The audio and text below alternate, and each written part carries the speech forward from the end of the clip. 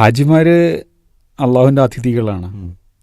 വളരെ റെസ്പെക്റ്റോടു കൂടിയാണ് സൗദി ഗവൺമെൻറ്റും എല്ലാവരും അവരെ പരിഗണിക്കുന്നത്. അത് ഓരോ ഘട്ടത്തിലും അത് ശരിക്കും ഫീൽ ചെയ്യും. ട്രെയിനർമാരുടെ ഇടപെടൽ തൊട്ട് ഹജ്ജ് ക്യാമ്പിലൊക്കെ സർവീസ് എന്ന് പറഞ്ഞാൽ ഞെട്ടിപ്പോവും, നമ്മൾ അതിശയപ്പെട്ടു പോവും. നമ്മളെ ഏറ്റവും അടുത്ത ബന്ധുക്കൾ പോലും നമ്മളെ പരിചരിക്കാത്ത രീതിയിലാണ് പരിചരിക്കുക. ഞെട്ടിപ്പോവും. കുറച്ച് പ്രായമുള്ള ആൾക്കാരാണെങ്കിൽ അവരെ കുളിപ്പിക്കാൻ സഹായിക്കുന്നു, അവരെ നാക്കം വെട്ടാൻ സഹായിക്കുന്നു, എന്തൊക്കെയാണോ അതൊക്കെ. അതേപോലെ ഇനിയിപ്പോൾ ഭക്ഷണം വാരി കൊടുക്കാനാണെങ്കിൽ അതിന് റെഡി. അങ്ങനത്തെ ഒരു സംവിധാനമാണ് എല്ലാവരും ചെയ്യുന്നത്.